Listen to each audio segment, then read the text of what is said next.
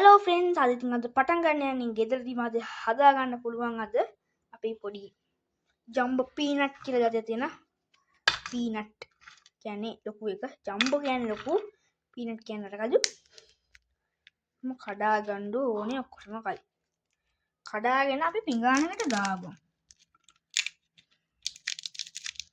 අපි එක පිඟාන එකක් දාගත්තා කැඩුනට කමන්නේ කිසි ප්‍රශ්නයක් නෑ කැඩුනට දාගන්න ඕනේ ඉන්නෙත් නෑ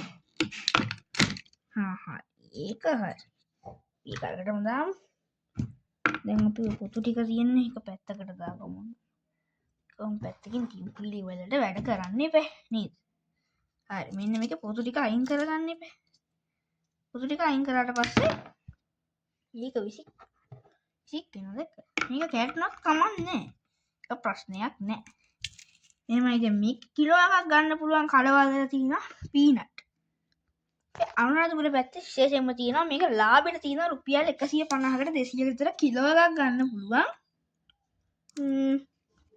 ගොඩක් ලාභයි ඒ හින්දා ලේසිත් එක්ක වැඩි හරි එහෙනම් කඩමු කපාගම් කඩමු මේ වැඩේ ගොඩක් හරිනේ ඔයගලන්ට ඉතින් මේක ලොකු දේවල් ටිකක් අවශ්‍ය වෙන්නේ කඩේ ගිනි ගලන් දීදී රුපියල් 550ට 600ට ඕවා දීදී ගන්නවටදී හොඳයි මේ දෙලම හදා ගන්නවා ඒක විසිකුණා ඒව ගන්න හොඳ නෑනේ කමන්නේ අපි හිනම් ඊළඟ එකත් එනම් කපා ගන්න අපි දැන් මේක වෙනම තව පිඟානකට දානවා හරිද අපි මේ විදිහට ඕක කඩනවා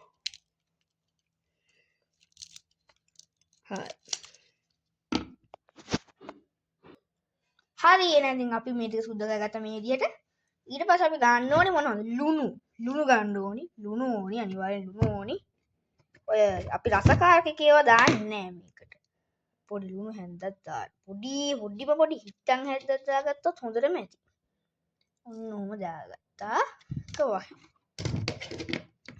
ලොකුට ලුණු ඕනේ නැහැ මේ වගේ පොඩ්ඩකට ලොකුව ලුණු අංශ තේරුම් නැහැ ඊට පස්සේ අපි ඒක ගහලා හොඳට අනා ගන්න ඕනේ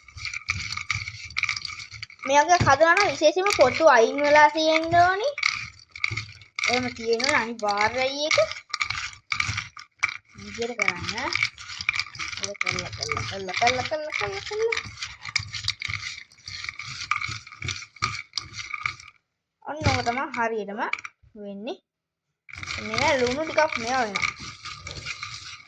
ටික වෙලා කොහොම කරලා මොම කරලා පොඩ්ඩක් පාද්දගෙන පොඩ්ඩක් ඔන්න කරලා ටිකක් ගන්න ඕනේ. ඊසි එක දාලා තමයි වැඩේ කරන්න ඕනේ. ලොකුවට වියදමක් යන්නේ නැහැ. සාමාන්‍ය මේ යමනෙන් අවට දැන් කොහොමකම හරි මේ වගේ ගන්නවා නම් රුපියල් 250ක් විතර වෙනවා මේ ජම්බෝ පැකට් එක. පැකට් කියන්නේ මේ ජම්බෝ පීනට් නෙමෙයි. කියන්නේ මේ ජම්බෝ පීනට් වෙනම මේ විදිහට ගන්නවා නම් කිලෝ එකක් දෙකක් විතර දෙනවා රුපියල් 150ට 200ට. දැන් ඕගොල්ලෝ පැකට් වල දෙන්නේ නැහනේ. හේ. එහෙනම් අදට වැඩේ ඉවරයි. අපි සමු ගමු.